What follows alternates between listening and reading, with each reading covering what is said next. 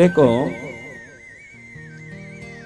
किसी भी वस्तु के उपयोग का सही अर्थ समझ पड़ जाए तो उस वस्तु से हमको फायदा तो है, लेकिन वो वस्तु हमको अधिक लाभ देने लगता है। स्नान करते हो तो आपके सभी चक्र उत्तेजित होते हैं। पानी को सिर पर डालते हो, जल ऐसी वस्तु है, मोजारू एमोटो नाम से आप अगर टाइप करोगे गूगल में मोजारू एमोटो, जिन्होंने पानी के फायदे के बारे में बहुत सारे शोध किए। आपके वातावरण की भावनाओं की ऊर्जा को सबसे ज्यादा समझने वाला अगर कोई वस्तु है तो जल है। मोजारू एमोटो जो जापानीज वैज्ञानिक हुआ, वो वाटर क्रिस्टल फोटोग्राफी नाम का एक अच्छा सा शोध करके एक वैज्ञानिक फोटोग्राफिक टेक्निक क्रिएट किया, जिसमें उसने अपराधियों के पास रहने वाले जल के स्रोत और सदकर्मियों के पास रहने वाले जल के स्रोतों में जो फर्क है इसकी फोटोग्राफी निकाली, जिसको आप वाटर क्रिस्टल फोटोग्राफी नाम से गूगल में सर्च करोगे तो बहुत अच्छे से समझ पड़ेगा। ये शरीर में 6 चक्र हैं, 7वां सहस्रार चक्र है। ये भी साधारणतया हम सनातनी समझ नहीं पाते। इस रोम रोम में जो छिद्र है, जब जल से नहाते हो तो हर छिद्र एनर्जाइज होता है। हम पानी को सिर्फ मेल निकालने की विद्या समझ के बैठे हैं। देवताओं को भी अपना मतलब साधने का एक तरीका समझ के बैठे हैं। देवताओं के सामने जाके आप क्या करते हो, बोलो क्या करते हो? हाँ, हम मांगने को बहुत अच्छे डिसेंट तरीके से नाम दो तो अर्जी बोलो, और मांगने का ही तरीका है।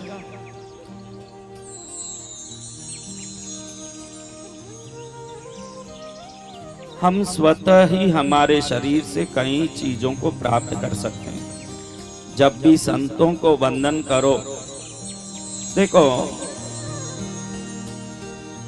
घी में घी मिलेगा कि पानी में घी मिलेगा? घी में घी मिलेगा गुरुदेव। घी में थोड़ा पानी डाल दें तो नहीं हो। देखो, अभी सब लोग मुझे वंदन करने आ रहे थे, सब आके ऐसे वंदन कर रहे थे। मैंने देखा मेरी ये जीवनी नाड़ी सूर्य नाड़ी है।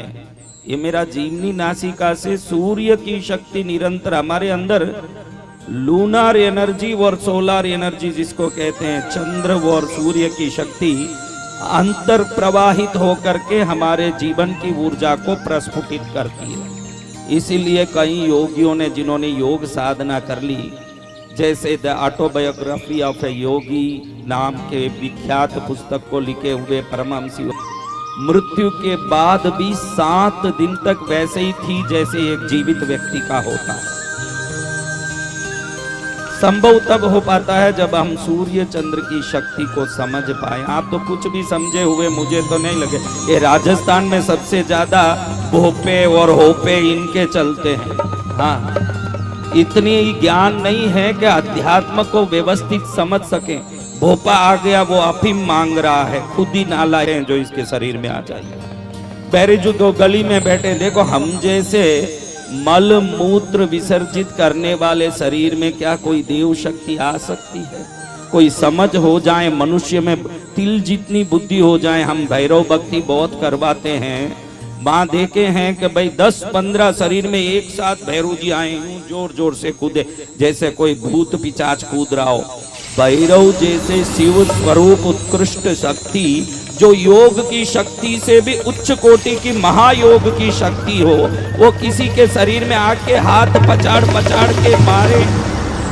ये सेट नहीं होने से मैं कल से कोई भक्ति नहीं कर पाया। कल मैं तो बहुत सारे भजन करता हूँ, बहुत सारे भजन जो लोग सुन के। अभी संकेश्वर में प्रतिष्ठा में भजन किया तो दादावाड़ी के अध्यक्ष मानक जी चोपड़ा ने कहा कि मेरे पूरे 60 साल के उम्र में ऐसी भक्ति मैंने नहीं देखी। जय जय गुरुदेव। हाँ, कुछ चीजें अच्छी हो तो व्यवस्था अच्छी बनती है। राजेश भाई को एक सुई डालूंगा ताकि आगे विटामिन उनके शरीर में अच्छे से पहुंचे और हर काम अच्छा होता है। देखो, जब भी हम किसी संत को, साधु को मंदिर में स्पर्श करने का मौका मिले, दर्शन करें, घर में फोटो कुल देवता को वंदन करें, आज आपको सिखाता हूं। मेरी ये सूर्य नाड़ी है, मेरी ये चंद्र नाड़ी है। जब आप ऐसे वंदन करोगे तो आप मेरे सामने हो, ऐसे दो हाथ रख बेटा, तेरी जीवनी नाक इस तरफ है, मेरी जीवनी नाक इस तरफ है, यानी तू मेरी चंद्र नाड़ी को तेरे सूर्य नाड़ी से स्पर्श कर रहा है, तू तेरे चंद्र नाड़ी से मेरे सूर्य नाड़ी को स्पर्श कर रहा है। घी में पानी कैसे मिलेगा बेटा? घी में पानी कैसे मिलेगा? और घी और पानी हो गया। कब भी संतों को वंदन करो, अपने घर में रहे हुए कुल देवता देवताओं को स्पर्श करके वंदन करना चाहो तो ऐसे करना चाहिए, ताकि सूर्य नाड़ी से सूर्य नाड़ी का और चंद्र नाड़ी से चंद्र नाड़ी का स्पर्श हो, तभी घी में घी मिलेगा। क्या होगा? आज तक घी में पानी डालते रह गए, ऐसे ऐसे करें। मैं तो किसी को स्पर्श करने नहीं देता हूं, अभी मैं निकलूंगा तो कोई मुझे स्पर्श मत करना। हम अपने आप में थोड़ा एकांत का वो शक्ति को उपयोग करना चाहते हैं। मनुष्यों का स्पर्श, आप देखो कृष्णगिरी के पास, बेंगलुरु के पास देवनहल्ली नाम का गांव है, वहां जो मूर्ति बनाई, नई मूर्ति, बहुत बड़ी मूर्ति, 11 फुट की मूर्ति, यानी कम से कम 40 टन की मूर्ति। कितनी मोटी? 40,000 किलो की मूर्ति। पीछे वालों को सब सुनाई देता हो, सबसे लास्ट में बैठे हुओं को सुनाई दिया हो तो हाथ उठाना भाई। आपको सुन रहा है कान, इसलिए अपने कान को धन्यवाद देते हुए एक बार ताली बजाओ। रोंडा बहन अपने सीक्रेट नाम के पुस्तक में लिखती है कि आज की तारीख में मनुष्य दुखी होने का सबसे बड़ा कारण है कि वो शिकायत करने में लगे हैं, धन्यवाद करना भूल चुके हैं। सबसे बड़ा प्रॉब्लम ये है। You are ready to complaint for everything, you are not ready to thank for anything. आप हर चीज के लिए कंप्लेंट करना चालू कर दिए। लाइन में लड़े, राशन में लड़े, गलियों में लड़े, सिग्नल में लड़े। हाँ, पहले तो एक ही रावण दिखता था श्रीलंका में, अब लड़ने वालों की कमी नहीं। कैसे वंदन करना बताओ?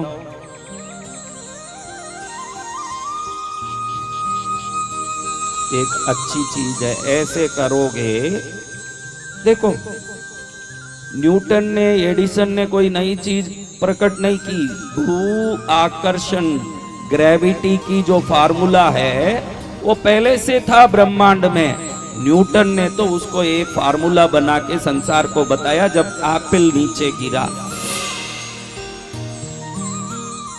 तो आप इतना ध्यान रखो कि इस दुनिया में कोई भी शक्ति हो, आखिर वो नीचे आएगी जहां उसको नीचे, जहां तक खड़ने का जगह मिले। ऊपर से हमने एक पत्थर गिराया भाई, कहां आके गिरेगा? क्यों? गुरुत्व आकर्षण शक्ति चीजों को नीचे लाती है। तो ध्यान रखो, अपने माँ बाप को वंदन करने, अपने बड़ों को चरण स्पर्श करने कभी शर्म मत करो। आप चरण स्पर्श करके गुरु या माता पिता का महिमा नहीं बढ़ा रहे हो, नीचे उतरने वाले गुरुत्व आकर्षण शक्ति उनके शरीर में रहने वाली सभी पंच तत्वों की ऊर्जा को नीचे खींच के पैरों में रखती है। तो आप वंदन के नाम से उनके चरण की शक्ति को अपने शरीर में लेके फायदा उठाते हो। आपको फायदा मिलता है माँ बाप के चरण को वंदन करने से, क्योंकि हर शरीर में पंचभूतों की ऊर्जा है। तो वो ऊर्जा आखिर गुरुत्व आकर्षण शक्ति से कहां जाके टिकेगा? कहां टिकेगा? तो हम चरण स्पर्श करने वाले सनातनी लोग ये जानते हैं, वो विज्ञान जानते हैं कि ग्रेविटी हर फोर्स को नीचे लाती है, तो शरीर में रहने वाली ऑरा फील्ड की जितनी एनर्जी है नीचे होगी। जब आप स्पर्श करोगे, जितनी ऊर्जा आप प्रोड्यूस नहीं कर सकते उतनी ऊर्जा फोकट में दूसरों से अपने में ग्रहण करते हैं। और माँ बाप ही हैं जो सरलता से बच्चे को कुछ दे सकते हैं। हाँ, एकदम बारिश में भीग के कोई बच्चा जाए हैं, भाई बोलता है कि नालायक कहीं छतरी घुमा के आया होगा, बहन बोलती है कि ये मूर्ख है, इसको बुद्धि नहीं है कि बरसात में भीगूंगा तो बीमार पड़ जाऊंगा। सिर्फ माँ ही है जो बोलती है बेटा तू भीग गया, कहीं सर्दी ना लग जाए, जल्दी आ मैं तुझे पहुंच लेती हूँ। ए माँ, ये कौन है? माँ। इसलिए हम माँ बाप के चरण को स्पर्श करते हैं, क्योंकि स्पर्श करते समय कितना भी शक्तिमान हो, हम संतों के चरण, भगवान के चरण, माँ बाप का ही चरण क्यों स्पर्श करते हैं? दुनिया में शक्ति वाले लोग और भी होंगे, लेकिन गुरु, माँ बाप और भगवान, ये चार ही ऐसे हैं जो आपको इच्छा से, प्रेम से देना चाहते हैं, बाकी लोग चाहते नहीं। और नहीं चाहता है उसके पास जाके हाथ लगाएगा तो गलत ऊर्जा लेके आ जाएगा जीवन में। ऊर्जा होना काफी नहीं है, उस ऊर्जा को प्रेम से देने की भावना वाला होना भी बहुत जरूरी है। संत चाहता है कि मेरी ऊर्जा मानव समाज का कल्याण करने वाला बने, वो चाहता ही है कि मैं दे दूं, इसलिए वहां स्पर्श करेगा तो तुझे फायदा है। माँ भी चाहती है मेरा प्राण भी मेरे बेटे को निछावर हो। गुरु चाहते हैं, भगवान चाहते हैं कि ये समस्त विश्व कल्याणमय हो, इसलिए इन चारों का ही स्पर्श चरण का हम करते हैं। या हमारे परिवार के बड़े बूढ़े बुजुर्ग हों, दादा हों, बड़े पिता हों, काका हों, जो हमारे खून हों। इसका कारण क्या है? बेटा वो कुछ भी बजाएं तू शांत रहे, डाइवर्ट मत कर, डिस्टर्ब मत कर, शांत बैठो, कुछ बजा, उनके बजाने से कुछ नहीं, वो नहीं बजाएं तो भी ये सब मेरा सुन लेंगे, वो बजाएं तो भी सुनेंगे, वो मुझे सुनने आए हैं। ये तो अचार पापड़ है था जो थाली को शोभा देता है, बाकी तो ये रोटी खाने आए हैं। लोग ये न कह दें कि खाली रोटी ही थी, वहां कुछ नहीं था, इसलिए थोड़ा अचार पापड़ सब साथ में रखा हुआ है। ये खाने आए हैं रोटी, हाँ ये खाने आए रोटी, और रोटी खा के जाएंगे, उसके लिए इतना रामायण क्यों करते हो तुम? बहुत अच्छी बात है। मैं ये बात क्यों शुरू किया? इसलिए शुरू किया, हर चीज में ऊर्जा है, आप उस ऊर्जा को कितना लेना जानते हो। आप सब दुखी हो गए, किसी न किसी एक मायने में दुखी हो, कोई परिवार से दुखी, कोई धन से दुखी, कोई शरीर से दुखी, कोई मन से दुखी, कोई किसी कारण से दुखी है कि नहीं महाराज? बोलो। तो ये विश्व इतनी ऊर्जा से भरी है तो आप दुखी कैसे हो? ऊर्जा सबके लिए बिल्कुल तत्पर है कि सबका कल्याण कर दूं। ऊर्जा का यही नियम है, ऊर्जा सब जगह बहता है। उल्टा आप दिखने वाली चीजों को महत्व देते हो, हम योगी लोग नहीं दिखने वाले इस खाली जगह को ज्यादा महत्व देते हैं। खाली जगह में जितनी ऊर्जा है मनुष्य में उतनी ऊर्जा नहीं है। मैं इस जगह को ज्यादा महत्व देता हूं क्योंकि यही ईतर है। क्या है? ईतर।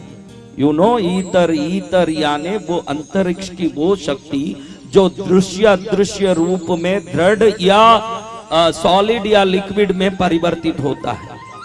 ईतर हाइड्रोजन ऑक्सीजन बन के पानी बनता है। ईतर विभिन्न प्रकार का वस्तु बनता है। जब घर में दीपक जलाते हो, कल आपने दीपक क्यों जलाना किसने सुना? कल किसने सुना? आप ध्यान रखो, दीपक जलाते हो तो साइंटिफिकली वहां ईतर ही प्रोड्यूस होता है। जहां ईतर होगा वहां पॉजिटिविटी, प्रॉस्पेरिटी, हैप्पीनेस तीनों होंगे। जब दीपक जलाते हो तो उससे निकलने वाली ऊर्जा ईतर में ही परिवर्तित होता है। ईतर मीन्स EITHER, ईतर। तो ये दीपक से भी ईतर ही क्रिएट होता है। जो चर्च में मोमबत्ती जलाते हैं, मोमबत्ती से भी ईतर ही क्रिएट होता है। ये जितनी चीजें हैं ईतर को प्रोड्यूस करते हैं। आप भी दुखी हो, आपने जीवन में सर्वोत्तमता प्राप्त करने धन को साधन माना है। किस वस्तु को? धन को गुरुदेव। आपको एक रहस्य बताऊं, भारत का सबसे बड़ा पैसे वाला किसी को गूगल में आप सर्च करोगे तो मेरे चरण में आया हुआ है। जो भी नाम आए, मैं नाम लेने नहीं चाहता क्योंकि अपने को उसकी कोई जरूरत नहीं है, लेकिन उन पैसे वालों को मैंने आपसे ज्यादा दुखी देखा है। उनकी अलग अंतरंग कहानी मैं जानता हूं। और साधारणतया आप भी देख सकते हो, पैसे वालों के बेटे जितने नालायक हो गए हैं उतने गरीब के बेटे नालायक नहीं है। कम से कम सुबह सुबह वो कोई कुदाली लेके खेत में कुछ खोदने तो जा रहा है।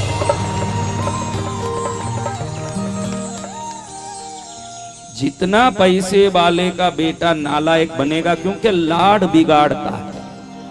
क्या बिगाड़ता है? हाँ, पैसे वाले को लगे कि मेरा बेटा ग्वालियर का राजकुमार है।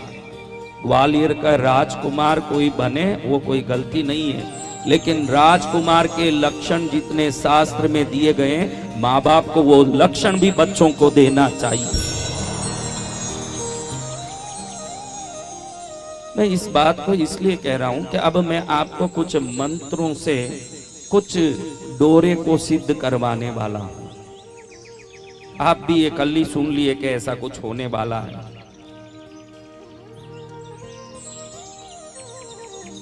तो मैं करने क्या वाला हूं ये आपको बता रहा हूं। ऊर्जा को प्राप्त करने में सबसे बढ़िया तरीका अगर कुछ है तो शब्द नाद से, इसको नाद योग कहते हैं। क्या कहते हैं? नाद योग। विभिन्न योगों में भक्ति योग एक है। नाद योग यानी किसी एक शब्द को निरंतर रटने से होने वाली एक विद्युत ऊर्जा को प्रकट करके मनचाहा शक्ति को अपने जीवन में प्राप्त करना, इसको नाद योग कहते हैं। क्या कहते हैं? नाद योग। बाप जी ये सब समझ ही नहीं आ रहा तो आप कुछ दूसरी बात करो। आपको समझ नहीं आए तो भी समझ जाओगे तो उद्धार है, इसलिए मैं यही बात करूंगा। आपको समझ आना इसी का जरूरी है, यही बात आपको समझ आना बहुत जरूरी है। कार्ल कस्टव जंग, बोलो। ये कोई मंत्र है? ये एक व्यक्ति का नाम है। अमेरिका का बहुत बड़ा शोध विज्ञानकारी व्यक्ति बना है कार्ल कस्टव जंग। बहुत सारे यंग, YUNG बार उसका बोलते थे यंग, GUNG अमेरिकन लोग बोलते हैं, क्योंकि अमेरिकन स्लैंग बिल्कुल अलग है बाहर के इंग्लिश से। उधर उसको जंग बोलते हैं, यहाँ लोग यंग बोलते हैं। यंग वीडियोस करके डालेंगे तो इसके कई सारे शोध के वीडियोस प्रकट होंगे। ये अफ्रीका में गया। कहाँ गया? अफ्रीका में। इसने सुना था कि अफ्रीकन आदिवासी एक घेरा बनाते हैं, एक दूसरे का हाथ पकड़ के नाचते हैं, और जब भी ये नाचते हैं 5 मिनट में जोर से बारिश आता ही है। ये सुनने के बाद ये सच है कि नहीं? आप भी तो विश्वास कम और शोध ज्यादा रखते हो। आप ध्यान रखो, भक्त का काम शोध करना नहीं है, विश्वास करना है। भक्त किसे कहते हैं? हाँ, मैं अंधविश्वासी हूं, मैं कोई विश्वास को साबित करने थोड़ी पैदा हुआ हूं। मेरे भगवान हैं, जिस दिन मैंने मान लिया अब मुझे आंख खोलने की जरूरत नहीं है। भगवान मुझे देखे, उनका आंख खुला रहने की जरूरत है। मैं क्या आंख खोलूं? आंख किसका खुला हो? मुझ पर भगवान की दृष्टि पड़े। कार्ल कस्टव जंग साउथ अफ्रीकन कंट्रीज में गया और देखा सच में ही एक काले लोग, एक 20 लोग 30 लोग मिलके एक दूसरे के हाथ पकड़ के एक गोला ही बनाते हैं, और बना के एक धुन में जब नाचते हैं। आपने भी ये राहुल गांधी को, मोदी जी को सब आपने देखा होगा, जब भी ये आदिवासियों में यहाँ वहाँ जाते हैं तुरंत नाचना शुरू करते हैं। आदिवासियों में जितना आनंद है, जितना उत्साह, वो जंगल में रहते हैं, उनका कोई बिजनेस है नहीं, वो कोई बड़ा रियल एस्टेट का धंधा कर रहे हैं क्या जंगल में, नहीं ज्वेलरी का दुकान खोले हैं क्या? नहीं।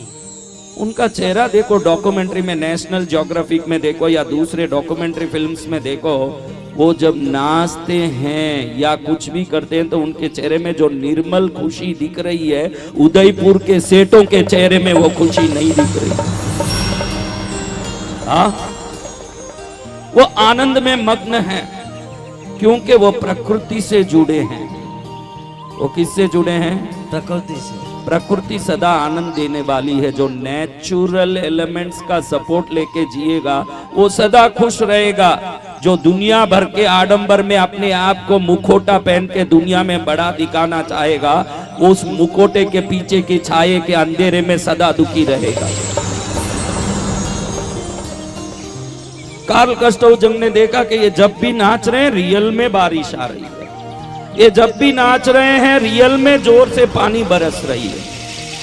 अमेरिका जाके इस पर इसने बहुत बड़ा शोध किया, जिसका इसने एक पुस्तक भी लिखा।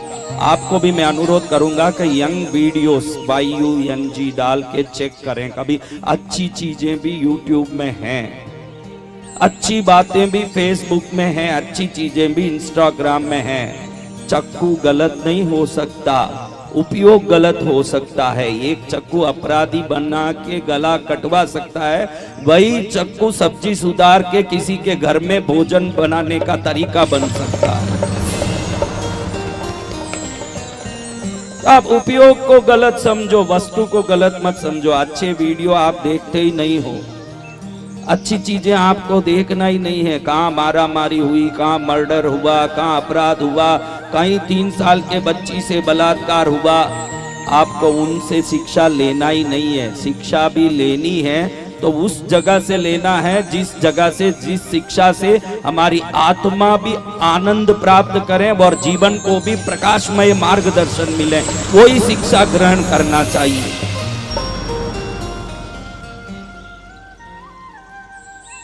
गुस्ताव जंग ने देखा कि इस बारिश के पीछे रहस्य क्या है। रहस्य था एक लयबद्ध आवाज का निकालना। क्या? जब वो नाचते हैं गोलाई बना के,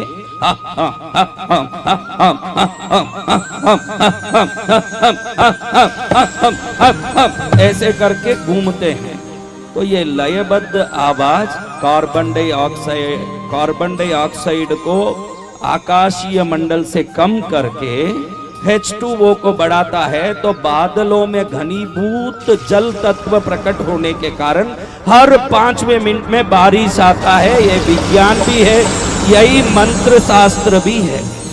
ये क्या है? यही मंत्र शास्त्र है। राम राम राम राम, र अग्नि बीज है। कहते हैं ना कि काशी में शंकर जी आने वाले सभी मृत आत्माओं के कान में राम नाम देते हैं और वो मोक्ष में जाते हैं। देखो, इस संसार में अग्नि को पावक कहा गया है। क्या कहा गया? पावक। अग्नि के शब्दों में एक नाम है पावक। क्या नाम है? पावक। पावक यानी क्या बेटा? पावक यानी कचरा हो के चंदन हो, हर एक को जला के भस्म कर दे। उसको वो देखता नहीं कि ये कचरा है कि ये सोना। अग्नि में कुछ भी डालो, अग्नि क्या करेगा? तो जिस दिन आपके सभी पाप जल के नष्ट होंगे, तभी आप शंकर के चरण में जाने के योग्य अधिकारी बनेंगे। इसीलिए भगवान शंकर राम नाम देते हैं, क्योंकि र शब्द अग्नि बीज है, तो उस शब्द में अग्नि तत्व है जो आपके पापों को जला के नाश करता है। तो कैसे शब्द हम उपयोग करते हैं वैसे बनते जाते हैं। आज मैं माला मंत्रों में श्रेष्ठ भैरव माला मंत्र का 27 बार पाठ करके, हम जैसे भैरव साधक जिन्होंने काशी जैसे मशानों में 7-7 वर्ष, विंध्याचल में 7 वर्ष, हिमालय में 7 वर्ष, ऐसे हर जगह 7 वर्ष रह के नग्न अवस्था में साधना की हो, वो साधना की जीव में निश्चित कोई शक्ति होगी, और वो शक्ति मंत्र बन के जब आएगी तो आज आपके जीवन में सुरक्षा देने वाली, सुख देने वाली वो मंत्र का डोरा आपके हाथ में मिलने वाला है। जय जय गुरुदेव।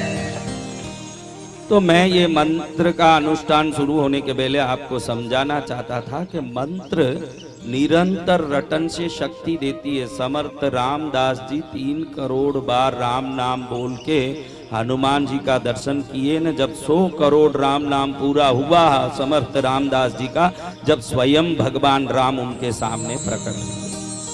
मंत्रों की ये महिमा है। मंत्र हर चीज कर सकता है और मंत्र से सभी चीजों संभव है।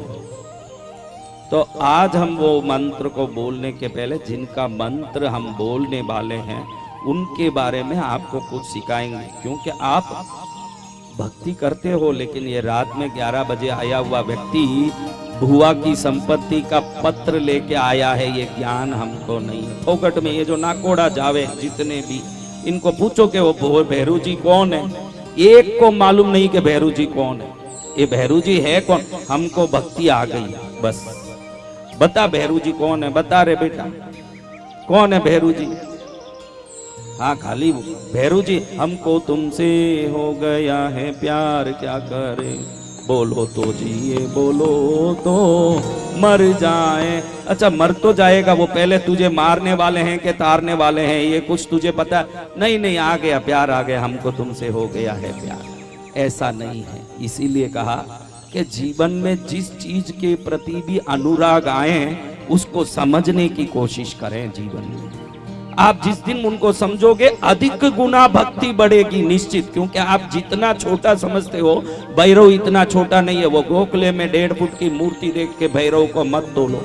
भैरव है कौन ये तुम नहीं जानो जब तक 1.5 फुट की गोखले की मूर्ति रहेगी। भैरव है कौन है? भैरव कौन है? भैरव बोलो बेटा कौन है भैरव? तो क्या शिव के अवतार है तो क्या उससे क्या हो जाएगा? तुम भी तुम्हारी माँ की अवतार हो, उससे क्या हो जाएगा? हाँ तुम अपने माँ बाप का अवतार नहीं हो तो उससे क्या हो जाएगा? कभी कभी माँ बाप से भी हम आगे भी तो हो सकते, शिव से भी बड़े हो नहीं सकते। आप ध्यान रखना, भैरव के पास वो शक्ति है जो शिव के पास नहीं है। अभी बताऊंगा आपको। शिव का अवतार है तो छोटा नहीं है। देखो मैं भी मेरे माँ बाप का अवतार ही हूं ना, लेकिन जब मैंने सन्यास लिया मेरे माँ बाप ने आके मुझे वंदन किया, मैं माँ बाप से भी बड़ा हो गया उस समय। जय जय गुरुदेव। कभी कभी अवतार अवतारी से भी बड़ा हो सकता है। ये कोई जरूरी नहीं कि अवतार अवतार ही होगा। तो इस बात को समझ लेते हैं। मैं कुछ एक छोटी सी कहानी भी बताता हूँ, इससे आपको समझ पड़ जाएगा कि असली में भैरव है कौन। एक इतिहास बता देता हूं ताकि आपको भी आनंद आए और मेरा भी आना सार्थक हो, आपके हृदय में भैरव के प्रति अनन्य श्रद्धा आ जाए। मैं ये चाहता हूं कि आप में अनन्य श्रद्धा आ जाए। शिव इस नाम का अर्थ है मंगल। क्या है? मंगल यानी शिव यानी मंगल। शिव यानी मंगल करण, मंगलकारी, मंगल करता। रमा क्या? रमा कौन है? रमा कौन है बोलो? कौन?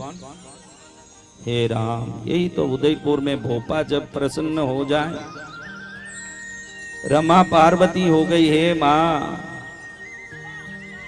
उमा है पार्वती। हाँ रमा को पार्वती, रमा लक्ष्मी है। रमा क्यों उसका नाम रखा? एक जगह नहीं टिकती, वो रमती रहती है, इसलिए उसका नाम क्या है? रमा यानी रमने वाली, चंचला है। क्या है? शास्त्र भी कहता है कि 3 पीढ़ी तक कोई गरीब भी नहीं रहता, न 3 पीढ़ी लगातार कोई अमीर भी नहीं रहता। कोई कमाता है बाप बेटे तक रहता है, न पोता लूटा के नाश कर देता है।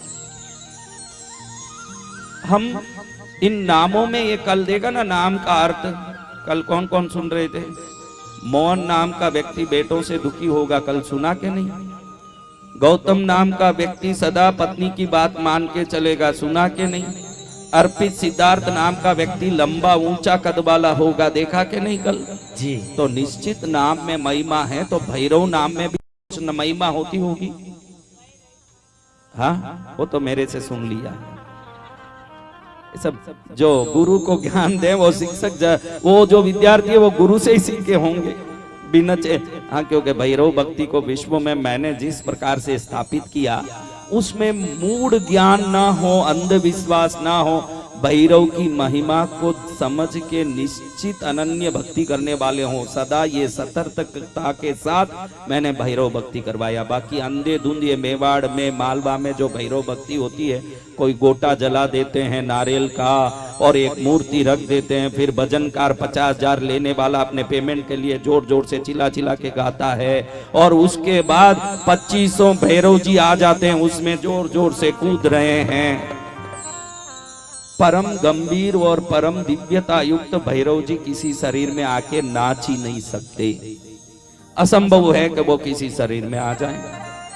लेकिन वो बात जाने दो, अपन किसी की बात क्यों करें, हमारा आज की रात को हम सुनहरा बना लें, ये हमारे लिए फायदे का काम है।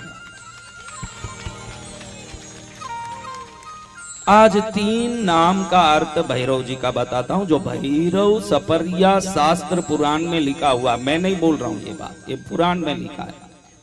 रावण का जन्म नाम था दशानन। रावण जन्मा तभी 10 मुखों के साथ जन्मा, तो उसकी मां ने देखा कि मेरा बेटा 10 मुख की है, तो इसका नाम दशानन रख दिया। उसको बुलाते थे दशानन, बेटा दशानन, नाम यही था।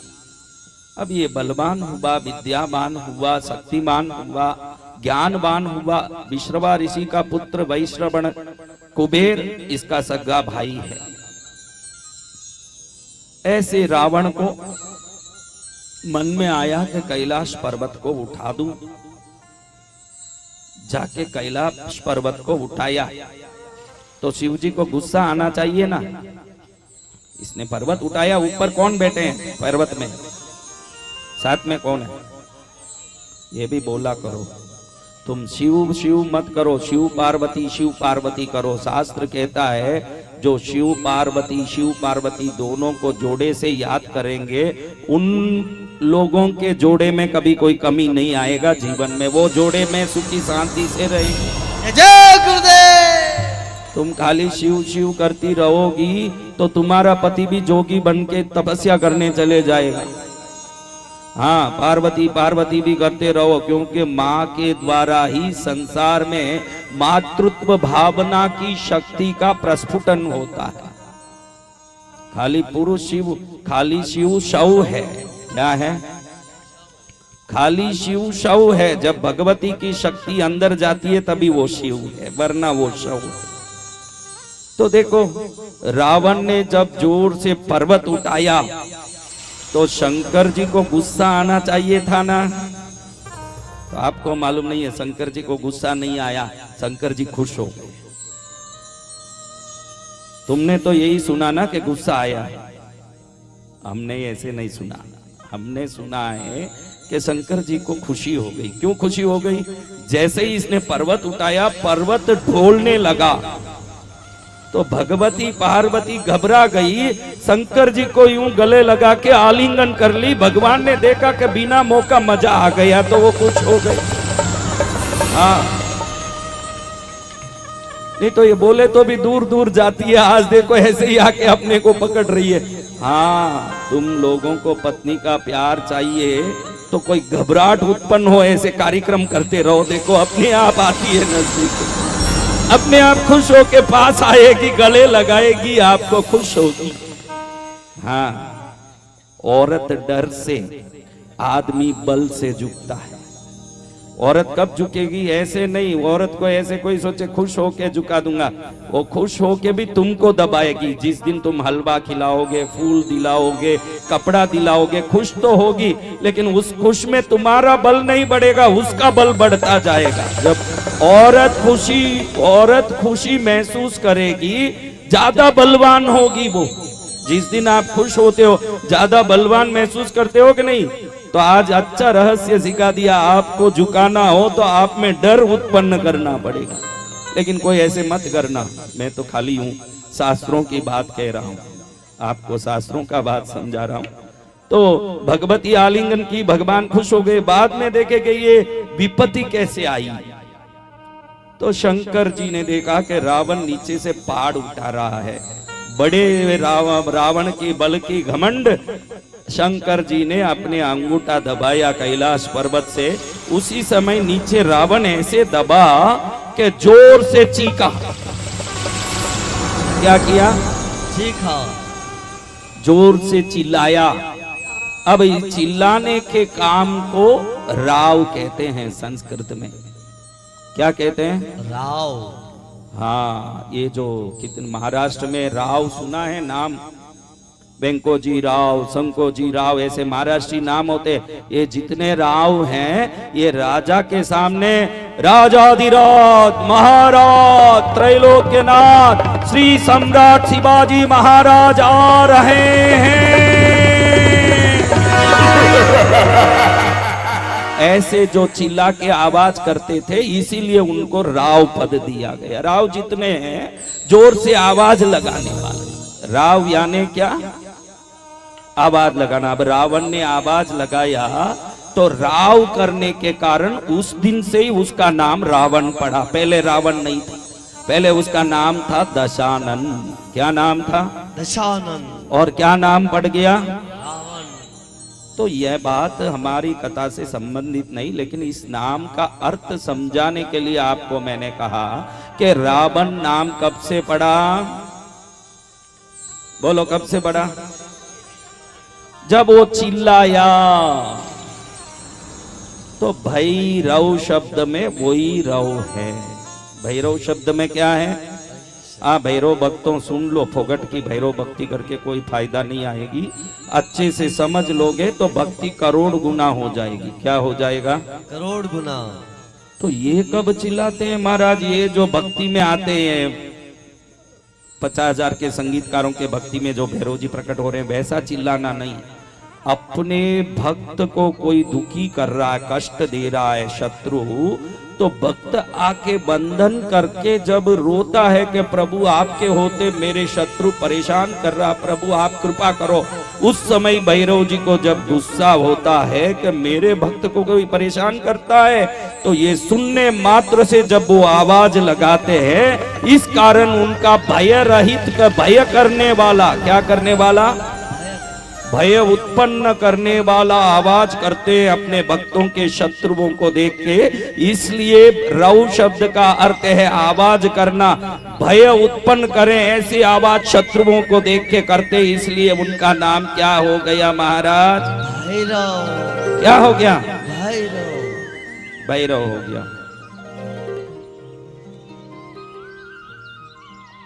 अब दूसरा अर्थ, भय रहित करणम इति भैरवम। जिनकी निरंतर साधना हमारे जीवन के हर भय से हमको मुक्त कर देता हो, इसलिए उनका नाम भय रहित करणम इति भैरवम। जो हमें भय रहित कर देते हैं, इसलिए उनका नाम क्या है? भैरव। अब किसी ने बोला कि शंकर के अवतार, अब बोलो आप शंकर बड़े के भैरव आप बड़े? आप बोलना। सरस्वती किसकी अधिष्ठात्री है? बोलो।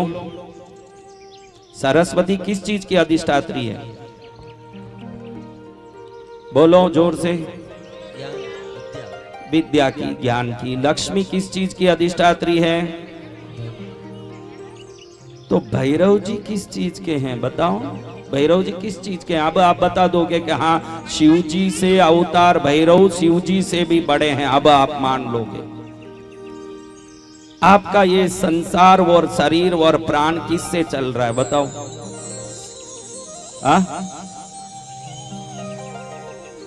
प्राण कब निकलेगा? श्वास। सब श्वास निकलेगा। जब प्राण यानी क्या? श्वास। श्वास। श्वास निकला यानी क्या निकलेगा? तो अब ये देख लो, श्वास की 3 गतियां हैं। कितनी गति है? 3। बोलो कैसे 3 गति है? भरना, श्वास को पहले आप क्या करते हो?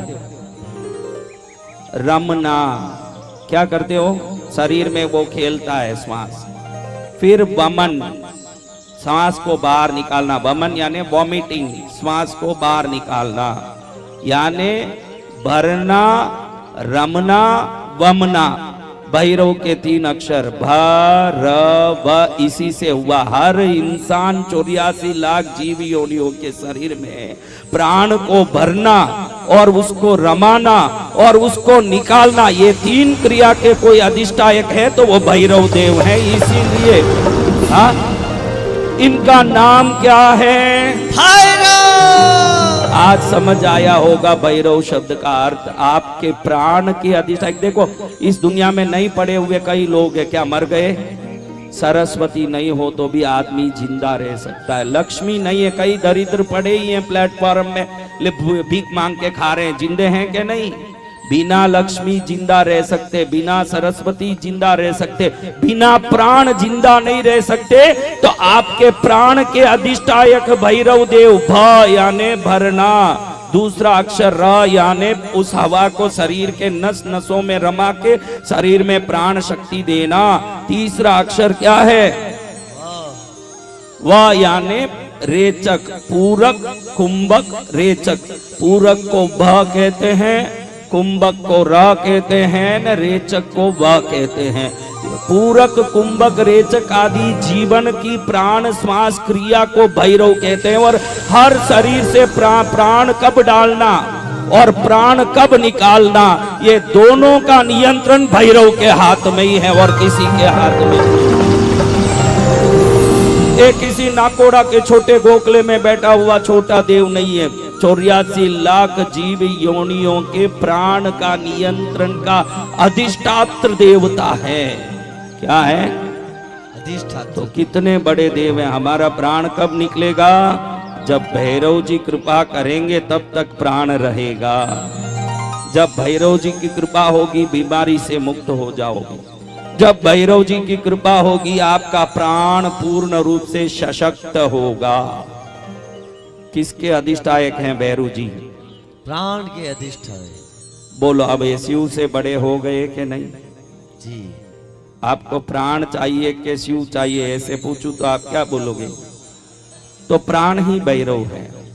शिव अवतार भैरव, अंधकासुर को भैरव पुराण में वर्णित है कि भगवान शिव से वरदान लेने वाला अंधकासुर भगवान से वरदान लेके अत्याचार करता है। भगवान शिव सोचते हैं कि मैंने वरदान दिया है तो मैं कैसे मारूं, तो अपने शरीर से एक रूप बना के अंधकासुर का वध करते हैं। अंधकासुर के वध करने के लिए जिस रूप को शंकर ने प्रकट किया उसी रूप को भैरव रूप कहते हैं। वो अंधकासुर वध का रूप। ये अलग कहानी है। जब हम भैरव कथा करते हैं 8 दिन तब ये सब बताते हैं, क्योंकि भैरव के बारे में ज्यादा लोग कुछ नहीं जानते। खाली जाके मूर्ति में तेल डालना, ने फूल चढ़ाना, ने फल चढ़ाना। अरे तेरी पत्नी ऐश्वर्या राय है, ये समझ पड़ेगा, प्यार भी बढ़ेगा तेरा।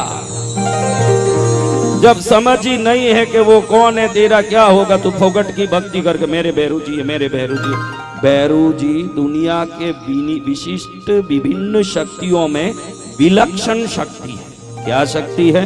लक्षण शक्ति। हाँ, वो एक बार मेरे गुरु मणिकर्णिका काशी के मसान में निवास करने वाले मेरे गुरु महाराज को प्रणाम करता हूँ, जो सदा कहते थे कि सबको तज भैरव को भज। वो कभी भी, कई लोग अलग निरंजन बोलते थे, बोले ना अलग निरंजन, कई लोग बोले ना ओम तत्सत। मेरे गुरु बोलते कभी भी मुंह खोलते तो सबको तज भैरव को भज, वही उनका शब्द होता है, सबको तज भैरव को भज। उनके पास ही 7 वर्ष मसान में रह के मैंने ये भैरव विद्या, भैरव सिद्धि, भैरव भक्ति करने की कोशिश की थी जीवन में, काशी के मणिकर्णिका मसान में। तो महाराज ऐसे भैरव जी की एक छोटी बात कहता हूं, फिर हम लोग आज सभी दोषों से मुक्त होने का दिव्य क्रिया करेंगे। सभी दोष से मुक्त किसको होना है भाई? अफरा तफरी, देखो पीछे वाले सुनो, अफरा तफरी मत करो। जगह नहीं है तो इस चेयर के बीच में बैठा दो, धक्का मुक्की मत करो भाई। मुझे डिस्टर्बेंस, मेरी सभा कोई देखा नहीं होगा, मैं तो 1 लाख 2 लाख 5 लाख में बोलता हूँ। मुझे ये अफरा तफरी या ये भी इशारा कर रहा है कि वो ऐसे बजाओ, और जैसे बजाएं वैसे बजाएं, बिना आचार तो चलेगा ये खाली। शांति रखो, बैठो बराबर। देखो आपको एक अच्छी बात सुना के अब मैं मंत्र साधना शुरू कर रहा हूं। कौन चाहते हैं कि दरिद्रता मुझसे निकल जाए? कौन चाहते हैं कि दुख मेरे से निकल जाएं। तो ऐसे विभिन्न चीजों को निकलवाने का जो मंत्र होता है, देखो मंत्र, बीज मंत्र एक होता है। क्या होता है? बीज मंत्र यानी क्या? लक्ष्मी का बीज है श्रीम, इसको बीज मंत्र बोलते हैं। बीज डालोगे खेत में, पानी रोज डालोगे, वो अंकुरित होके पौधा बन के, पेड़ बन के, फूल देगा, फल देगा, फायदा देगा। इसीलिए हृदय रूपी खेत में मंत्र रूपी बीज को स्थापित करके जप रूपी जल डालते रहोगे तो आनंद रूपी फल मिलेगा। इसलिए इसको बीज मंत्र कहते हैं। जय जय क्या गुरुदेव। कहते हैं? बीज मंत्र। तो सरस्वती का बीज मंत्र क्या है बेटा? अरे कौन सा पैदा होके आ गए मुझे? अभी तो लक्ष्मी का श्रीम बोला, तो सरस्वती में भी श्रीम। हाँ, बहन भी बहन है न पत्नी भी बहन है बोलोगे तो कैसे होगा भाई? हाँ, बहन तो बहन होगी, पत्नी कैसे बहन होगी? सरस्वती का क्या है? एम नहीं, वहम नहीं, आइम। क्या? हाँ, एम नहीं, एम तो बहम है। आइम, काम, आपको कोई काम नहीं हो रहा हो, किसी काम को पूरा करना हो, किसी व्यक्ति ने आपके जीवन से दूरी बना ली, उससे आपको फायदा है लेकिन वो दूर हो रहा है आपसे, तो इसको आकर्षण कामराज बीज बोलते हैं। क्लीम, क्या बोलते हैं? क्लीम। सुबह में 12 बार क्लीम बोलोगे, उठते ही नहा धो के शुद्ध होके टिक्की तिलक लगा के 12 क्लीम रोज बोलोगे। मेरे ख्याल से 12 क्लीम बोलने में ज्यादा से ज्यादा 4 सेकंड लगेंगे। 1 सेकंड में 3 क्लीम बोल सकते हैं। कितना क्लीम? रोज 12 क्लीम बोलोगे तो आपके आभा मंडल में आकर्षण की शक्ति इतनी बढ़ जाएगी, अमेरिका के आदमी को सोचोगे तो भी कुछ दिनों में वो आपको आके मिलने पहुंच जाएगा। इतनी शक्ति कामराज बीज। समझ रहे हो ये बात? जहां जगह है वहां बैठ जाओ ना मेरे भाई, जहां जगह है वहीं बैठ जाओ। लो बहनों थोड़ा आगे हो। एक बहन उठ के गई ना, उसकी जगह कहाँ गई? तो आगे आओ। वो आ रही है। अरे वो देखी कि ये जगह तो तेरा गया, अब तू पीछे ही बैठना, देखना। वो अभी सबके सिर पर चढ़ के भी आएगी, लेकिन आएगी। चलो, ये बात जगह तो है नहीं। कुंभ मेला में मरते कैसे लोग? अगर हमें में विवेक हो तो कुंभ मेला में कोई नहीं मरता। हम देखते हैं कि मुझे बचना है, तो ये मुझे बचना है जो स्वार्थ है, हजारों को मार के ही खुद को बचाता है। ये है स्वार्थ। वो हजारों को मारता है फिर खुद बचता है। बहन ओम शांति हो गया तुम्हारी जगह।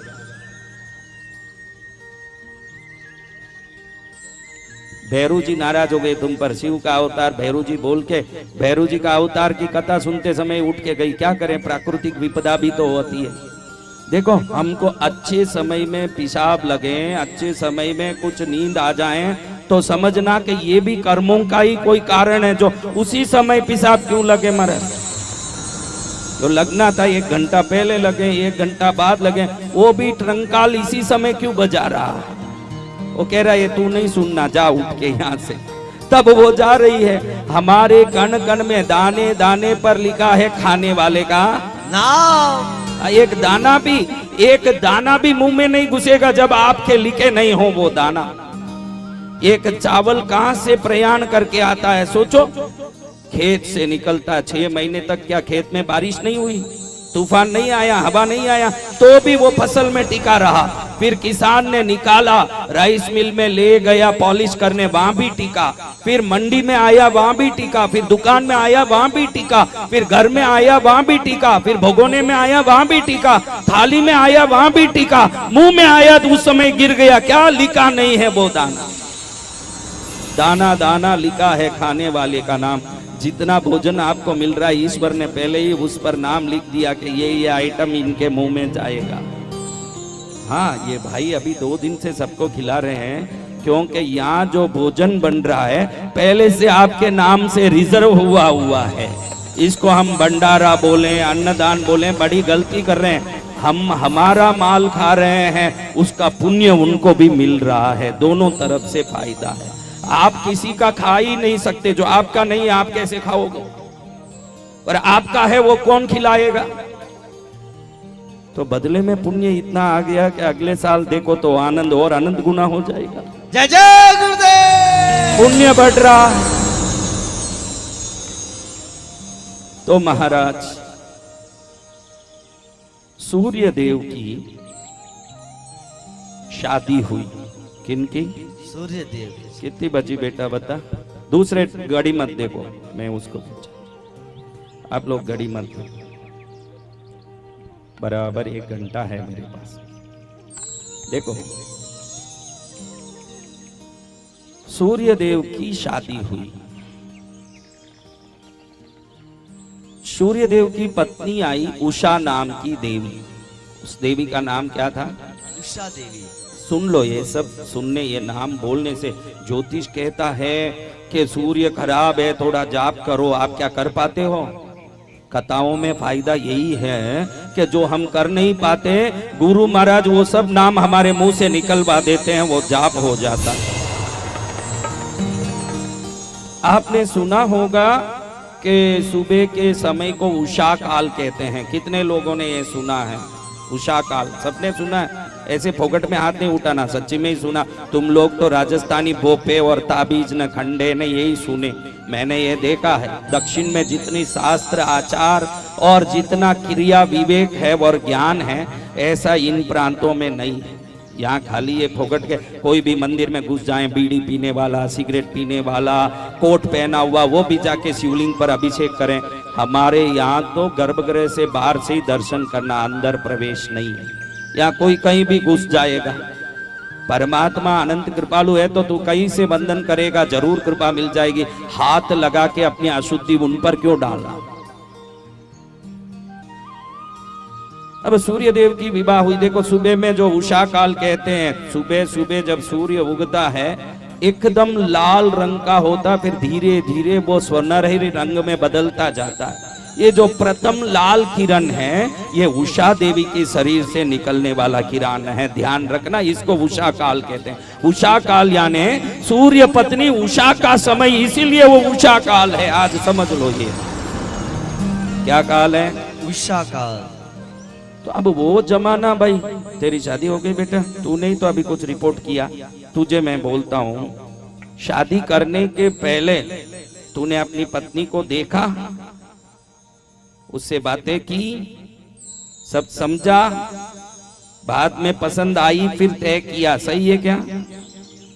ये कलयुग है महाराज। इधर लड़का लड़की से ताज होटल में, मेरिडियन में कहीं मिलता है पहले, फिर ये कहता है कि मुझे ऐश्वर्या राय बहुत पसंद है, वो कहती है मुझे अभिषेक बच्चन बहुत पसंद। अरे नालायक, तुम एक दूसरे को पसंद करने गए, वहां दूसरी पसंद की बातें क्यों कर रहे हो? हाँ, आज की औरतों का तो मुझे समझ ही नहीं आता। ये तो मेरे सामने आई है इसलिए अच्छे से घूंघट पिंगट निकाल के आई है। अभी यहाँ माउंट आबू जाना हो तो यही औरतें जीन्स पैंट पहन के, टी शर्ट पहन के निकलने वाली औरतें।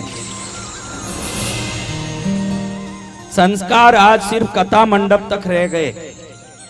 हाँ, कथा मंडप में बहुत जोरदार संस्कार दिखाएगी। यही मैं कई बार देखता हूँ कि इस औरत को कहीं देखा है, हाथ जोड़ के कहती है गुरुदेव आपसे दीक्षा ली ना, गुरु दीक्षा। मैं ही वो मालिनी हूँ। कि मालिनी तुझे माला पहराऊं, ऐसी कैसी हो गई भाई तू? हाँ, स्वरूप दिखा रही है।